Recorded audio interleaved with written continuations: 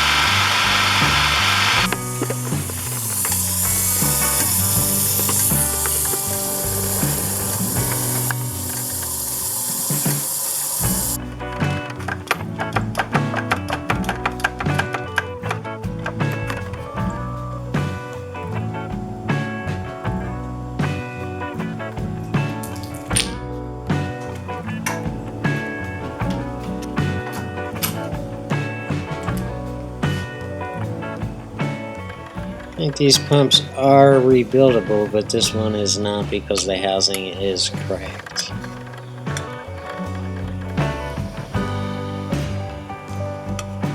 Alright, there's 3 Allen head bolts going through this water pump, through the platform, and through the engine mounts, and they mount with a nut at the end of them.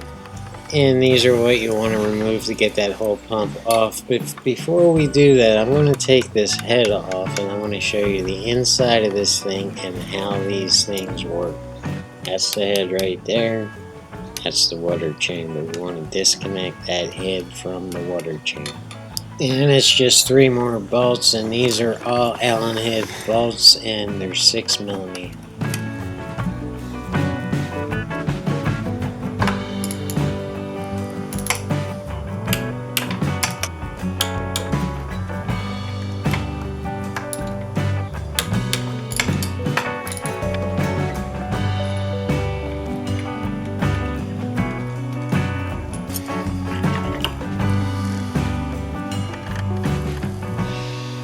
This is the water chamber, and when you don't squeeze the trigger on the gun, water just circulates around through here. And these 3 little pistons work just like the pistons in a car engine, but instead of building compression, they're building water pressure by going in and out of the head. So there's some kind of cam at the top of them pushing those pistons up and down, and this is the head, and those holes are where those pistons go.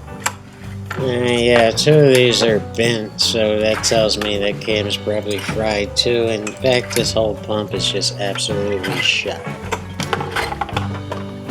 Alright, you want to put something up under your engine to support it, because as soon as you take those 3 bolts off the water pump, this engine is just going to fall. There's nothing to support this.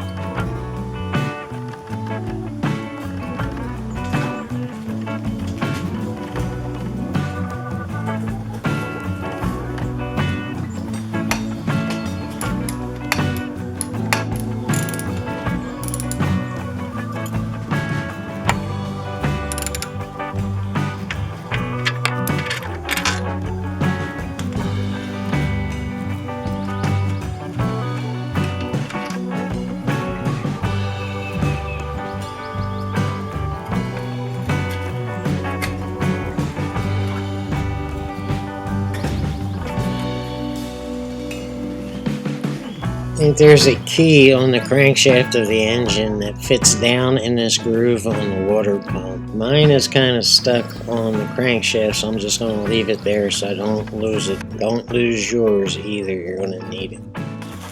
And while we're waiting for a new water pump and while we have the engine off this frame, we're going to tighten down the platform. And if you have a problem with this platform being loose, you're going to have to reinforce yours too. Now you could just put new rivets in it, but chances are pretty good that you don't have a rivet gun and rivets failed anyway, so we're going to go old school and use 3 long bolts, 3 nuts, and 3 lock washers to keep this from vibrating.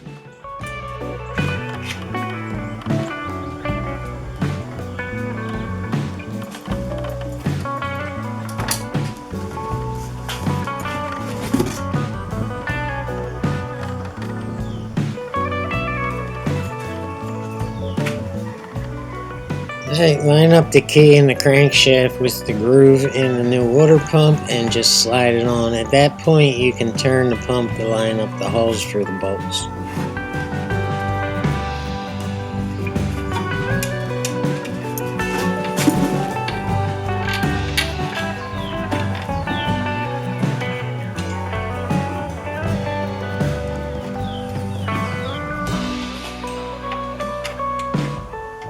And tighten down the bolts one at a time, but just a little bit on each one, and just keep on going around to all 3 bolts until the engine and the pump are seating evenly. And double check the tightness of all 3 bolts. You want it on there evenly on the platform, and these things vibrate a lot, so you don't want it coming loose.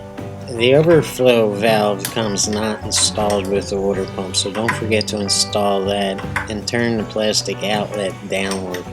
And we're going to do a dry run startup just to make sure everything's tight and nothing crazy is happening.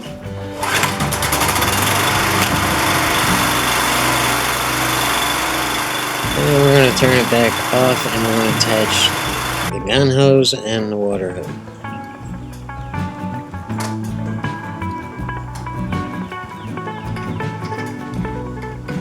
And you're going to start it back up and turn the water on. Now you should have a light canoe pressure washer.